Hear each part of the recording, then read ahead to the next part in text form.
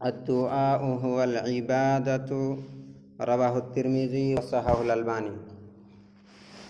حضرت نعمان بن بشیر رضی اللہ تعالی عنہ بیان کرتے ہیں، اللہ کے رسول صلی اللہ علیہ وسلم نے ارشاد فرمایا، دعا کرنا ہی عبادت ہے، یعنی اللہ رب العالمین سے تمہارا سوال کرنا عبادت کے قائم مقام ہے۔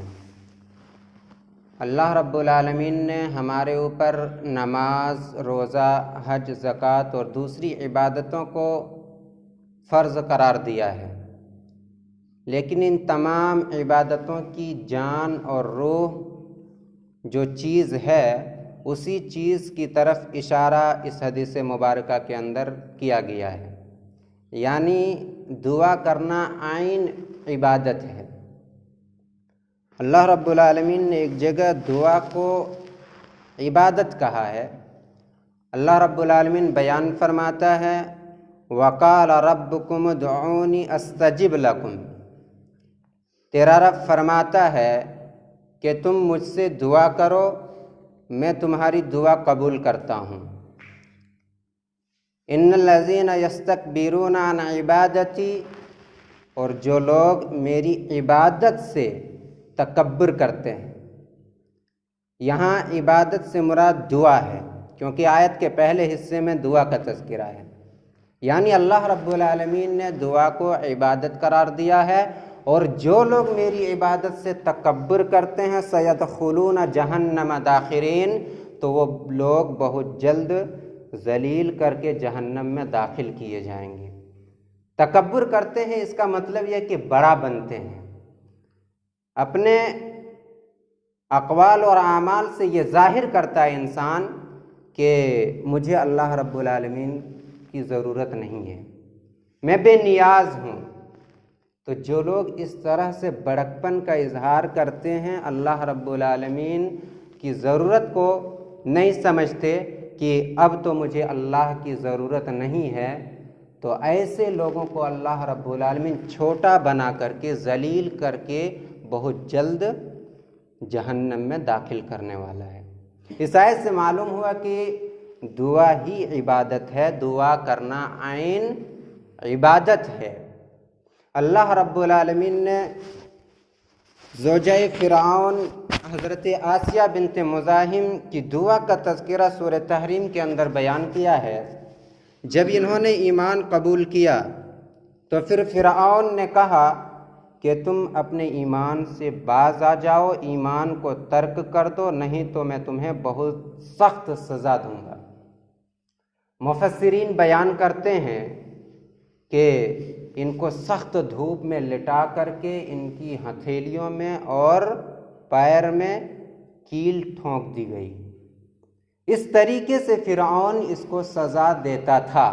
اس وقت انہوں نے اللہ رب العالمین سے دعا کی، اذ قالت رب ابن لی عندک بیتا فی الجنہ، جب انہوں نے دعا کی رب سے کہ میرے رب تو میرے لیے بنا اپنے پاس جنت میں ایک گھر، یعنی اے رب تو اپنے پاس میرے لیے جنت میں ایک گھر بنا۔ اتنی سخت پریشانی اور سزا میں مبتلا ہیں، اس وقت یہ دعا کر رہی ہیں کہ میرے رب اپنے پاس میرے لیے گھر تو تعمیر کر۔ اللہ رب العالمین نے ان کی دعا کو قبول کیا اور وہ گھر تعمیر کیا۔ بعض مفسرین نے بیان کیا کہ اللہ کے رسول کو معراج کے وقت وہ گھر دکھلایا گیا۔ تو اللہ رب العالمین نے ان کی عبادت کا کہیں تذکرہ نہیں فرمایا۔ یہ نماز بھی پڑھتی تھیں، روزہ بھی رکھتی تھیں، صدقہ و خیرات بھی کرتی تھیں، لیکن ان کی دعا اللہ رب العالمین نے اتنی زیادہ پسند کی کہ ان کی دعا کا تذکرہ فرمایا اور ان کی عبادت کا تذکرہ کہیں نہ فرمایا۔ اس سے یہ معلوم ہوتا ہے کہ تمام عبادتوں میں سب سے افضل عبادت دعا کرنا ہے۔ دعا ہی عبادت ہے، جیسا کہ اللہ کے رسول صلی اللہ علیہ وسلم نے اس حدیث مبارکہ میں بیان فرمایا۔ اور جو لوگ اللہ رب العالمین سے دعا نہیں کرتے، اللہ رب العالمین ایسے لوگوں سے ناراض ہوتا ہے۔ ایسے لوگوں سے اللہ رب العالمین غصہ فرماتا ہے۔ حضرت ابو ہریرہ رضی اللہ تعالیٰ عنہ بیان کرتے ہیں اللہ کے رسول صلی اللہ علیہ وسلم نے ارشاد فرمایا انہ لم یسأل اللہ یغضب علیہ، کہ جو شخص اللہ رب العالمین سے سوال نہیں کرتا، دعا نہیں کرتا، تو اللہ رب العالمین ایسے شخص سے ناراض ہوتا ہے۔ یہ حدیث ترمذی شریف کی ہے۔ کیونکہ دعا نہ کرنے کا مطلب یہ ہے کہ وہ انسان عبادت سے غافل ہے، یا پھر دعا نہ کرنا دو حالتوں سے خالی نہیں ہے۔ یا تو وہ انسان تکبر کر رہا ہے، اتنا مال و اسباب اس کو ملا ہوا ہے کہ اب وہ کسی اور کی حاجت اور ضرورت اپنے لیے نہیں سمجھتا، یا پھر وہ اللہ رب العالمین سے دعا کی قبولیت کے سلسلے میں مایوس ہے۔ ان دو حالتوں سے خالی نہیں۔ جو بھی انسان اللہ رب العالمین سے دعا نہیں کرتا، یا تو پھر وہ تکبر میں مبتلا ہے، یا پھر دعا کی قبولیت کے سلسلے میں مایوس ہے، اور یہ دونوں وہ چیزیں ہیں جو اللہ کی ناراضگی کے اسباب میں سے ہیں۔ لہٰذا انسان کو اللہ رب العالمین چاہے جتنا نواز دے، انسان کو ہر وقت عاجزی اور انکساری اختیار کر کے رہنا چاہیے، تکبر میں مبتلا نہیں ہونا چاہیے، مزید اللہ رب العالمین سے خیر و بھلائی کی دعا کرتے رہنا چاہیے۔ اور جس کو اللہ رب العالمین نے نہیں نوازا ہے، دعا کرنے کے بعد بھی اللہ رب العالمین اس کو وہ چیز نہیں عطا کر رہا ہے، تو عین ممکن ہے اللہ رب العالمین اس کو کوئی اور چیز سے نوازنے والا ہے۔